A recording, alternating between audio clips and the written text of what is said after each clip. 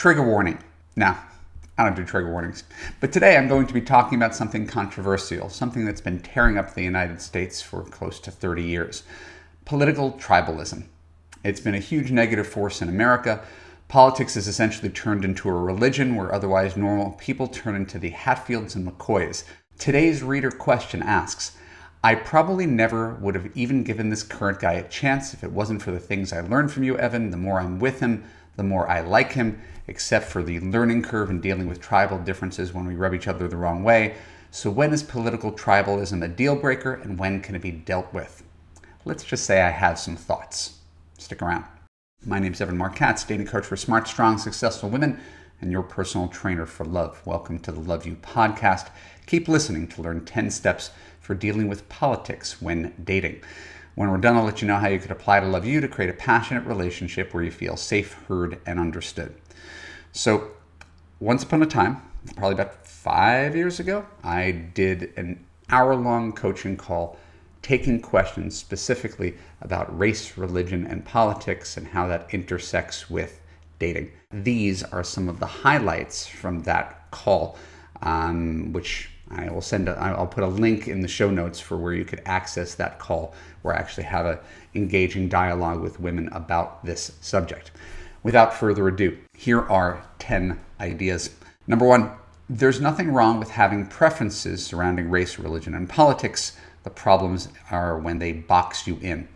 So I literally got into this last night on a coaching call as an extension of a conversation that we're having in our private Love You Facebook group. And because of who I am and the kind of clients I attract, very often they tend to be middle-aged women in expensive liberal cities. New York, Chicago, LA, San Francisco, DC. Get a lot of clients from those places. And so whether it's intentional or not, a lot of women in Love You have a political bias, and certainly everybody's entitled to their political bias. But there's a lot of conversation going on about how should I give a guy a chance if he says he's a conservative in his dating profile. Even though I'm admittedly liberal, I don't like to talk about that, but those are my politics. I'm worldly enough to know that labels are limiting at best. Having married into a family that comes from a right-wing background, is conservative, and pretty much everybody in my wife's family has historically voted Republican. I know there's a big thing about labels. I'm a Jewish guy, but I'm not a typical Jewish guy. I'm not the kind of guy who's going to make you convert to my religion like other Jewish guys might, and I'm not the guy who's going to go to Friday night Shabbat services. So you could say Jewish. It can mean all sorts of different things. The same thing could be said for the label conservative and, for that matter, liberal. Just as if you're conservative and you look at someone who lists themselves as liberal, that does not mean they are communists who hate America and are trying to instill critical race theory and turn your 3-year-old into a non-binary kid. There's a lot of stuff that's kind of true-ish that gets whipped up by both sides, and the more we can get away from labels and not read too much into the labels and screen in, we're going to have a better chance at love. If you screen out everybody who is X, Y, and Z, it's going to narrow your dating pool, and perhaps unnecessarily. One of the key features of Love You is that we try to widen the aperture. Example, my wife went to Catholic school. She would probably never choose a Jewish guy. I wasn't looking for a woman who's 3 years older than I was because I wanted 2 kids, and she was 38 when we first started dating. Right? It works. 14 years later, we're still together. So this is what happens when we widen the aperture and we give people a chance instead of assuming that someone is wrong for us. Next, you don't want to start an argument on the first date, but be careful not to take the bait, even if you enjoy debating politics. This is some place where I've been really, really guilty. I'm probably doing it right now. I like a good debate. I'm one of the kind of people who can get into a good faith debate about politics with someone who really disagrees with me and try to listen and concede the points that are valid and push back on where I think there's a misinterpretation. And it's kind of a sport, right? And unless someone's really, really horrible, that actually doesn't happen that often. I tend to have really good faith political conversations that are not fire breathing, but it's not good for a date. And it's really easy to get roped into it because it's such a hot button issue, because you feel so passionately about it. And it tends to spiral downwards quickly, especially if there's a difference of agreement. And you tend to start preaching your feelings and thereby insulting a stranger rather than trying to seek to understand, to listen to someone else's feelings. And so, as I said, far easier for me to stand here and give advice than to talk about how well I live that advice. But in general, there's a reason that we say don't talk about religion and politics. It's there, it'll come out. It's not something you want to bring up too soon. There are people who disagree. They'll say, I'm so passionate about this, I need to put it on the table that I'm not going to date a Trump voter.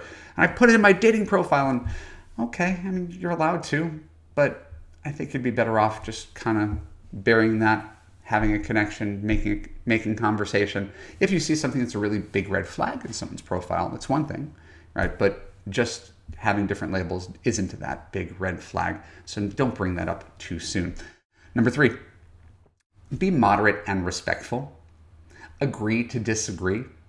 And this is not just on a first date. This is pretty decent life advice. Agree to disagree. It is better to keep the peace. It's better to get along than to debate something that leaves everybody feeling anxious and angry that doesn't actually change the outcome of anything. We just get our jollies by venting our frustrations about how the other party sucks. And what's accomplished by it? Nothing. There's just this ambient feel of negativity that's everywhere in America. And this isn't just intra-party, it's inter-party. It's within our own parties, right? Think about the differences between, the original Lincoln Project Republicans and the election-stealing Republicans, and let's take the difference between the Bernie voters and the Hillary voters, and how everybody's at each other's throats for different opinions about how we should spend money. I mean, really, I know it's deeper than that. I'm relatively well read about politics, but you can feel very strongly, but it's important to be respectful. Even if you don't even intend on seeing someone again, you want to leave someone with a good taste. You want to be a good representative of your tribe, of your party. And it doesn't come when you go extreme. I'm just thinking of a very specific example involving my family. My wife comes from a really Catholic family, and we got like second cousins in Texas, and those cousins hung out with our kids. And because they're young and they've been taught what they've been taught, they pretty much told our kids that they were going to hell because they haven't accepted Jesus Christ as their savior, which is just okay. I mean, I guess if you believe that, that's fine, but that's not a great way for 9-year-olds to converse. Adults do the exact same thing. Right? We tell other people that we're right, and if I'm right, that means you're wrong, instead of saying, okay, we can agree to disagree. Fundamentally, I really believe most people are good people, even if you could disagree with some of their beliefs. And this is very salient in the time of COVID. Next, it's not your job to convince someone his belief is wrong. You can't go around changing other people. All right?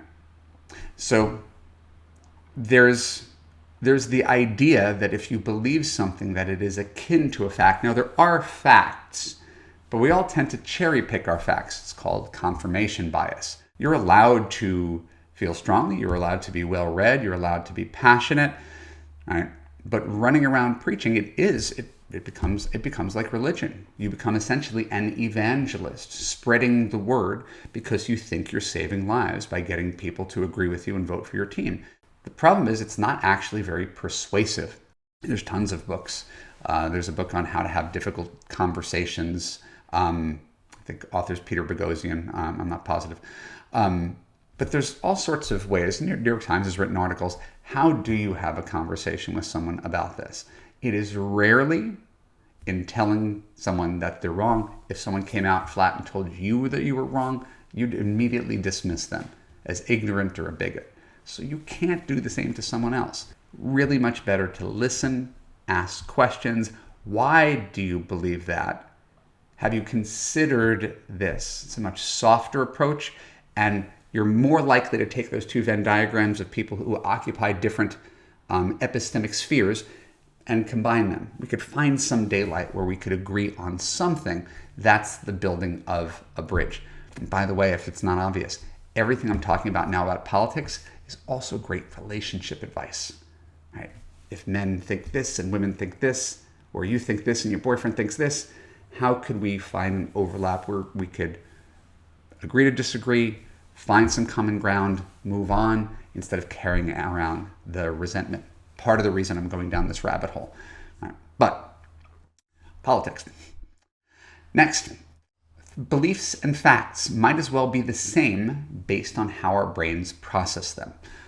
This is something that I got from Sam Harris. He's a neuroscientist. He did brain research, and you put someone in an fMRI machine and it scans their brain and you ask a bunch of questions and you see what parts of the brain light up. But basically, if you believe that 2 + 2 = 4, which is an objective fact, there's no real two ways around that. If you think 2 + 2 = 4, and you also think that COVID was a hoax, right? That the belief that COVID was a hoax and the fact that 2 + 2 = 4 essentially register the same in the brain, meaning our beliefs function as facts, which is why it's so hard to convince anybody that they're wrong. Try convincing someone 2 + 2 does not equal 4. You have almost an equal likelihood to change someone's mind because our brains see beliefs and facts in largely the same way.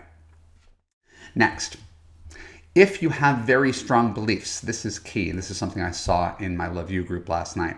If you have very strong beliefs, you need to be with someone with the exact same beliefs or someone who's more easygoing and tolerant than you. So from a political standpoint, again, not to make this about me, it's just easier to talk about that way. I'm a liberal with a moderate temperament, as evidenced, I hope, by this podcast, really trying hard to see the good in people and see the common ground, etc. I can get along with people in this range, right, from here to here, right? Moderate Republicans, great. Right? Goes much further than that, we start to lose touch. If you go further in this direction, you take someone who's far, far left, they're not going to be able to deal with anybody who's even past here. They probably wouldn't be able to deal with me. People who think theoretically the police should be abolished or that there should be no borders. And again, I'm really not actually trying to spark a political debate. I'm just using this as an example. So people far, far here need to be with someone who's right there with them because it's so passionate. And again, we can liken this to anything. I had a client once upon a time who went skiing 16, 18 weeks a year. Right? The only person she could be with, if she continues to live her life that way, is someone who goes skiing 16 to 18 weeks a year. Because if I'm her boyfriend, I'm not going to be content with that. So the further along you are to either side, the more you're going to have to be with someone who's in lockstep, which is unfortunate because that's same political beliefs don't really say much about compatibility. So you end up eliminating 90+% of people, right? If there's the 10% on each side who are extreme, you end up eliminating everybody but those 10% based on political differences. And that's before we've gotten to height, weight, age, education, income. That's before we've gotten to kindness, consistency, communication, character, and commitment, right? We're making decisions based on these things. So that's why I don't like to use politics as a primary reason of screening. Next, don't mistake similarity for compatibility. I just hinted at that. People who think like you are not better partners. Also a truism, which is worth considering. Now we could say, it's a values thing. I can never be with someone who votes against climate change. I can never be with someone. I mean, again, I understand. I'm not trying to minimize that. But when we're really talking about what compatibility is, a big part of compatibility is how someone treats you. It's not, do we worship in the same place or vote on the same things? Right? People think that's a bigger piece of it than it is. But we know that there are Catholic people who practice the same religion, who've been married for 60 years, who hate each other. Right? We know that. We know that there's couples who go skiing, right, and then cheat on each other. We know that there are there's so many variations on this, where we understand that, yeah, people can have something in common. It says nothing about their ability to get along in a relationship, which is far more about how are we spending money, right? How much are you working? Are you an introvert or are you an extrovert? Do we share the same values in terms of how we discipline the kids? What is the role of your role in the household versus my role in the household in terms of taking care of household chores? Are we sensitive to each other's emotional needs? Are we good at conflict resolution? You know what doesn't say anything about that? Who you vote for. All right. Says a relationship coach. Next, your soulmate might be right in front of you, but you might not recognize him because of the labels you put on him. Right? And remember, we're not talking about James Carville and Mary Madeline, people who are prominent, Democrat. Right? Like that's kind of like lightning in a bottle, right? People who are representatives of their side, working across the aisle in a relationship. We're really talking on a lower level. For most people, right? I think most people are exhausted by this conversation. Politics should not be blood sport. Even though it's important, I'm not minimizing it. I'm talking about it because I'm largely obsessed with it. But I'm more obsessed with how we're talking past each other and we're demonizing people who have disagreements with us over tax policy or foreign policy. Again, I'm not even validating the crazy fringe. The crazy fringe is going to hate whatever I say anyway. But like, we're not validating the people who think the election is stolen or that COVID's out. That's off the map. We're talking about normal-ish people, and I don't mind alienating the QAnon sect. Normal-ish people. Where could we find greater overlap? I love telling the story of my wife, where I'm East Coast Jewish, liberal, fancy college, high aspirations kind of person. And my wife is decidedly middle class, military family votes Republican across the board, history of alcoholism and divorce in her family. All these kind of things have nothing to do with my wife and I. We are magic, regardless of who the family she was born into. And so having had that experience, it's really hard for me to just lay down when everybody else says, this is the most important thing. This is the existential crisis of our time. We need to deal with people as individuals, right? Because there's a whole spectrum of liberal people. There's a whole spectrum of Jewish people. There's a whole spectrum of Republicans and conservatives as well. Right? And we need to deal with that reality, not flatten it and treat everybody as if they're the same. Finally, differences of opinion only matter as much as you make them matter. I've got love you couples who were chiming in on this thread yesterday in our private Facebook group who were talking about, like, he treats me well. I love him. He's my best friend. We have a great time together. He's so kind to me and my kids. Right? And because we don't agree with it, we just don't talk about it. We don't talk about it. And the truth is, even though I'm super political, I don't even know who my wife votes for. Because we had differences, especially at the beginning of our relationship. I suspect we've moved closer together over time, but I don't know who she votes for. We don't talk about it. It's our understanding. Why? Because what good comes out of it? If I get all passionate and liberal on her, how does that serve our relationship? It doesn't. If our votes cancel each other out, our votes cancel each other out. It's fine. So realize differences of opinion only matter as much as you make them matter, and that goes for everything. Anything's a deal breaker if you make it a deal breaker. You want a guy who's 5'10" and he's 5'9", you could turn it into a deal breaker. You want a guy who makes more than you make $100,000, he makes $90,000, you can turn that into a deal breaker. You can literally turn anything into a deal breaker. The problem is everything that's a deal breaker, now it all piles up. Now he has to have these 18 factors in order to qualify. And your dating pool shrinks like this. So if you cut off instantly half the country, you can. You can. There's no doubt you could find someone, and this is the counter argument, no doubt you could find someone in New York or San Francisco or DC or LA who votes like you. It's easy enough to do that.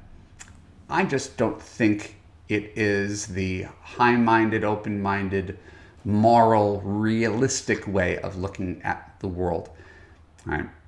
And I would gently discourage you from tossing out the baby with the bathwater.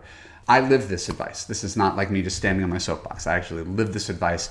I have just about the happiest marriage I know. There's very few people who talk about their wife the way I talk about my wife, even though she's completely different from me. It brings another element to my life that I actually think is extremely valuable and humbling.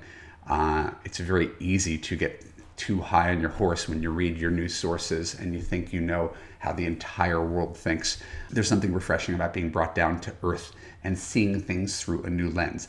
I hope that that's what you took from today's conversation on this Love You podcast. Do you want a man who respects your opinions? Then please reach out to me, Evan Marc Katz, at www.evanmarckatz.com/apply, and I will hold your hand through this tortured, nuanced dating process so you can learn to trust your judgment, choose a good man who treats you well, and find a guy who is truly aligned with your higher life's purpose. My name is Evan Marc Katz. Thanks for tuning into the Love You podcast. For more episodes like this on YouTube, click on the subscribe button, ring the bell, choose all to get notified when new content comes out. And if you want a man who makes you feel safe, heard, and understood, go to www.evanmarckatz.com/apply. Watch my free video about fixing your broken man picker. And when you're done, apply to Love You to join other smart women in a community where you can get the love that you deserve. I'll see you there. Thanks a lot.